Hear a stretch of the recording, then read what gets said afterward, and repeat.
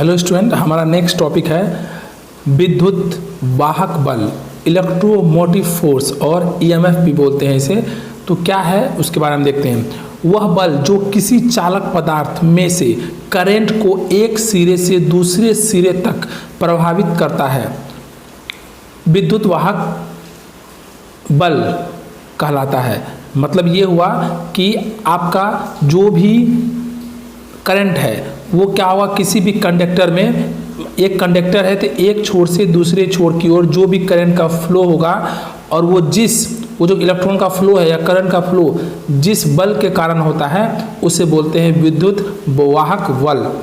इसके मुख्य स्रोत हैं। स्रोत क्या है? बेसिकली ये ईएमएफ एक तरह का वोल्टेज है। आपको यही ध्यान रखना कि विद्युत वाहक बल ईएमएफ जो है वो एक तरह का क्या है, वोल्टेज है, जो मुझे कहाँ से प्राप्त होगा, वो बैटरी से, सेल से, जनरेटर आदि से प्राप्त होंगे। विद्युत वाहक बल को ई से प्रदर्शित करते हैं और इसका मात्रक वोल्ट होता है। मतलब ईएमएफ जो है एक तरह का क्या है, वोल्टेज है।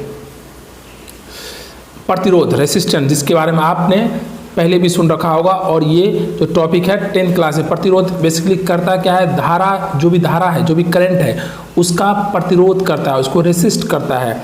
किसी पदार्थ का वह गुण जिसके कारण वह अपने में से होकर प्रवाहित होने वाली करंट का विरोध करता है। मतलब करंट को रोकने की कोशिश करता है, उस पदार्थ का प्रतिरोध कहलाता है। यह पदार्थ एक स्वाभाविक गुण है, इसे R से प्रदर्शित करते हैं और इसका मात्रक ओम होता है। तो रेसिस्टेंस का मात्रक ओम होता है और ईएमएफ का मात्रक वोल्ट होता है।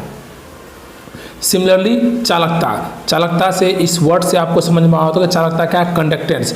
पदार्थ का वह गुण, चालकता देखिए आप, पदार्थ का वह गुण जिसके कारण वह अपने में से प्रवाहित होने वाले करंट के मार्ग में सुगमता प्रदान करता हो। मतलब वो आसानी से करंट को फ्लो होने देता है उस पदार्थ में, पदार्थ की चालकता कहलाती है। इसे जी से प्रदर्शित करते हैं तथा इसका मात्रक क्या होता है, आप यहाँ सिंबल दे सकते हैं, जो ओम है उसका क्या है, उल्टा है। मतलब क्या, इसे हम बोल सकते हैं चालकता, कंडक्टेंस क्या होता है, इनवर्स ऑफ रेसिस्टेंस या रेसिप्रोकल ऑफ रेसिस्टेंस। मतलब क्या, प्रतिरोध का व्युत्क्रम होता है कंडक्टेंस। मतलब क्या, रेसिस्टेंस को यदि हम रिवर्स रेसिप्रोकल करेंगे, व्युत्क्रम करेंगे तो वो क्या कहलाएगा, चालकता कहलाएगा। जैसे कि 1/R, ये हमारा क्या होगा, G होगा, प्रतिरोध का व्युत्क्रम, रेसिप्रोकल। सिमिलरली विभव क्या है, इसे भी देख लेते हैं हम लोग।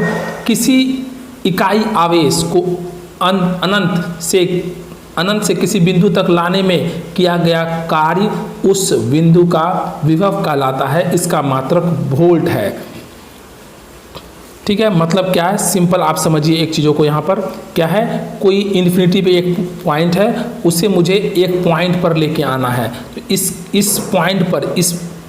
इस पॉइंट पर लाने के लिए मुझे जितने कार्य करने पड़ेंगे, जितना वर्क डन होगा, उसे ही हम क्या कहते हैं, विभव कहते हैं। ये भी एक तरह का वोल्टेज ही है। किसी वस्तु का विभव किसी निश्चित मानक के सापेक्ष में उसके विद्युत स्तर को प्रदर्शित करता है। तो बेसिकली यह जो पोटेंशियल है यह एक तरह का वोल्टेज को, और एक तरीके से हम यहाँ पर देख सकते हैं कि पृथ्वी के विभव को निश्चित मानक माना जाता है। इसका मान 0 वोल्ट होता है। तो पृथ्वी का जो आप बोल सकते हैं कि विभव कितना होता है, ये 0 वोल्ट होता है और ये स्टैंडर्ड होता है। अतः किसी वस्तु के विभव द्वारा यह ज्ञात होता है कि करंट वस्तु से पृथ्वी की ओर या पृथ्वी से वस्तु की ओर प्रवाहित होता है। विभव धनात्मक या ऋणात्मक दोनों हो सकता है। मतलब क्या, पॉजिटिव और नेगेटिव दोनों ही वोल्टेज हो सकते हैं। इलेक्ट्रिक करंट, अब इलेक्ट्रिक करंट देखिए क्या है, बेसिकली चालक पदार्थ जैसे धातुओं में स्वतंत्र इलेक्ट्रॉन की संख्या अधिक होती है जब एक एटम से दूसरे में अनियमित रूप से घूमते रहते हैं। जैसा कि आप फिगर में देख सकते हैं, दिखाया गया है।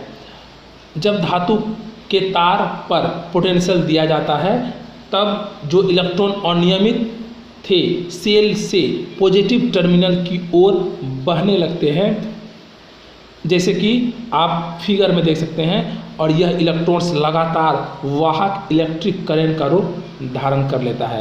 तो कहने का मतलब यदि मैं आपको समझाऊँ तो आप यह समझिए कि कोई भी कंडक्टर चालक में बहुत सारे फ्री इलेक्ट्रॉन होते हैं, ऐसे इलेक्ट्रॉन जो इधर उधर घूमते हैं। अब इस चालक में यदि वोल्टेज दिया जाए, आप देखिए यहाँ इलेक्ट्रॉन का डायरेक्शन अलग अलग डायरेक्शन में है। जैसे ही इसमें मैं वोल्टेज सप्लाई करूँगा, जैसे ही इसमें हम वोल्टेज देंगे तो सभी जो इलेक्ट्रॉन है वो एक डायरेक्शन में फ्लो होने लगेगा। आप देखिए यहाँ पे इलेक्ट्रॉन देखिए और यहाँ पे इलेक्ट्रॉन का फ्लो देखिए। मैं क्या किया, यहाँ से वोल्टेज प्रोवाइड जैसे ही किया, ठीक है, तो इलेक्ट्रॉन जो है वो क्या हो गया, नेगेटिव टर्मिनल से पॉजिटिव टर्मिनल की ओर क्या हो गया, फ्लो करने लगा है।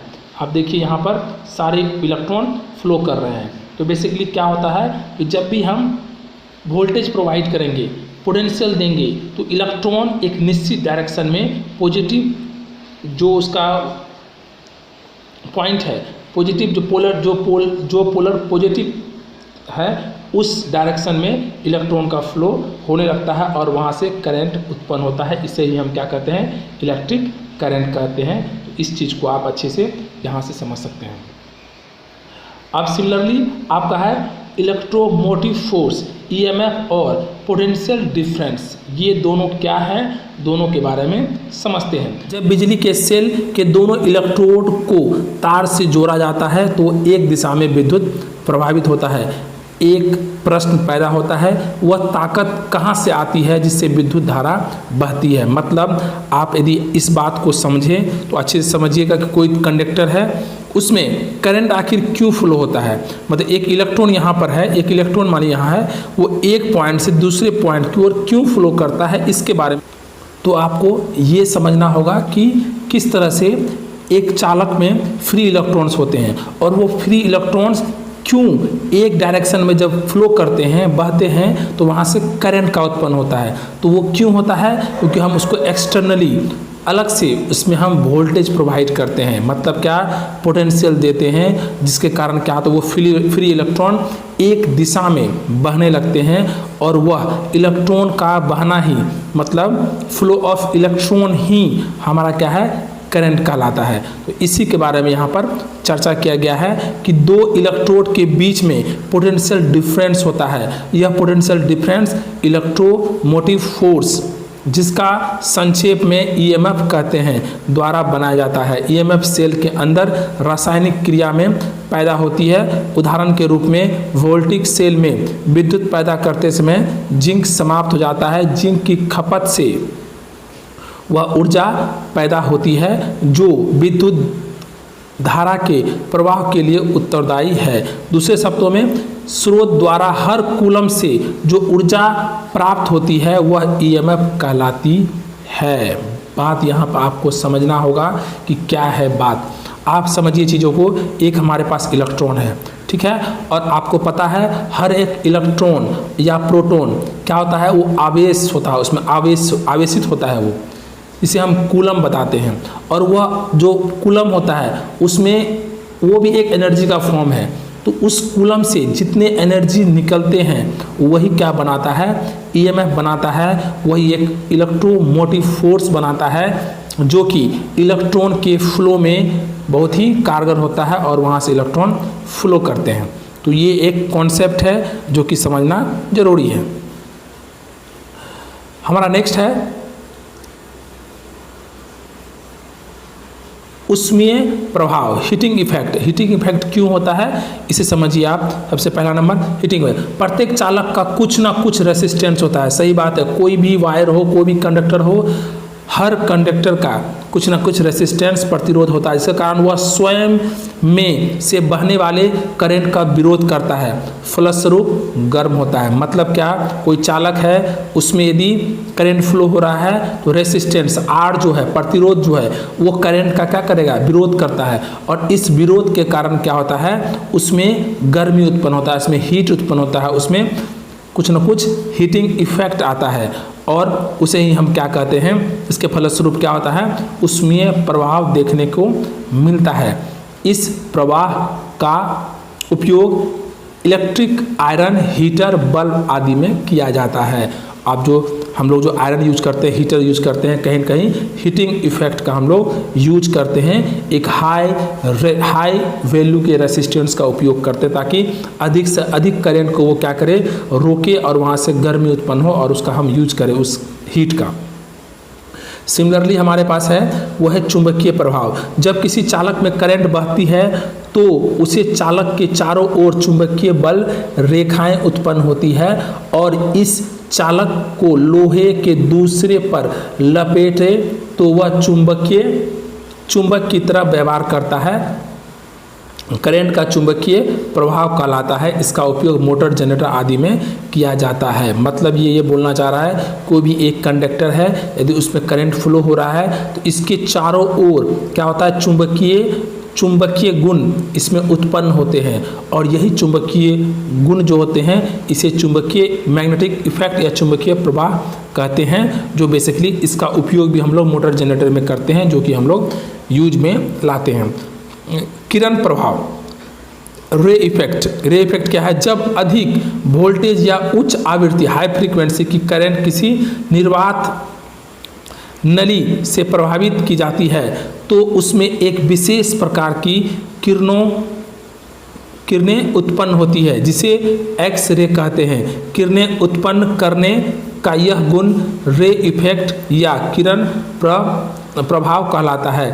इसका उपयोग चिकित्सा क्षेत्र में किया जाता है। तो ये भी एक इम्पोर्टेंट कॉन्सेप्ट है कि रे इफेक्ट का हम लोग बेसिकली एक्स रे जो आप सुनते हैं वो एक्स रे क्या होता है, एक हाई फ्रीक्वेंसी की करंट होती है जो कि हम लोग यूज करते हैं, जो कि आपके यदि कोई अंग, कोई हड्डी यदि टूट चुका है तो वहाँ कोई फ्रैक्चर होता है तो उस एक्स रे के थ्रू हम उस फ्रैक्चर पार्ट को जज कर सकते हैं, जो कि काफ़ी इफ़ेक्टिव होता है आज के दौर में।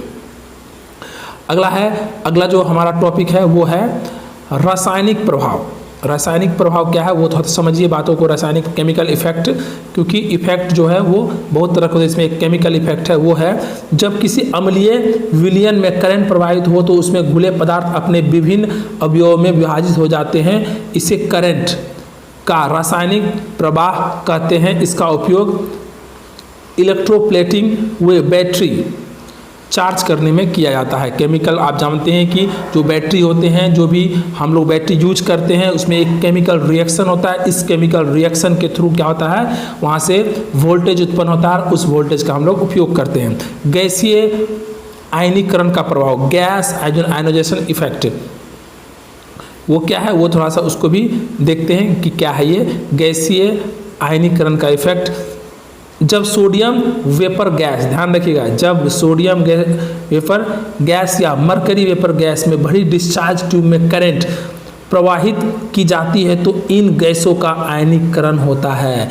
इससे करंट आयनीकरण का प्रभाव कहते हैं। ट्यूब में जो गैस होते हैं, जब सोडियम वेपर गैस या मरकरी वेपर गैस में भरी डिस्चार्ज ट्यूब के करंट प्रवाहित किया जाता है, जब उसमें करंट प्रवाहित होता है तो वहाँ आयनीकरण होता है, आयोनाइजेशन होता है। इसका उपयोग अधिक प्रकाश तीव्रता के बल्बों में किया जाता है। जब आपको अधिक रोशनी का कोई गैस चाहिए तो अधिक रोशनी का कोई बल्ब चाहिए या ट्यूबलाइट चाहिए तो हम इस तरह के इफेक्ट को वहाँ यूज करते हैं ताकि वहाँ पर इंटेंसिटी, लाइट का इंटेंसिटी, अधिक प्रकाश और तीव्रता हमें मिल सके। तो चलिए कुछ यहाँ पे सिंबल है वो देखते हैं क्या है सिंबल।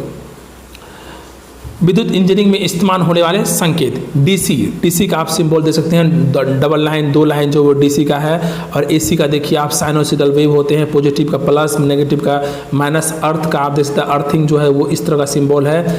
1 वे स्विच, एक साइड का स्विच को इस कहते हैं, 2 वे स्विच में दोनों तरफ का स्विच, इस तरह का ये सिंबल आपको ध्यान रखने हैं। कभी कभी क्वेश्चन यहाँ से आपको सिंबल लेगा और आपको पूछेगा ये किस तरह के सिंबल है, तो ये सब चीज़ें आपको ध्यान रखनी है। तो चलते हैं अब हम लोग जो टॉपिक बचा है वो नेक्स्ट क्लास में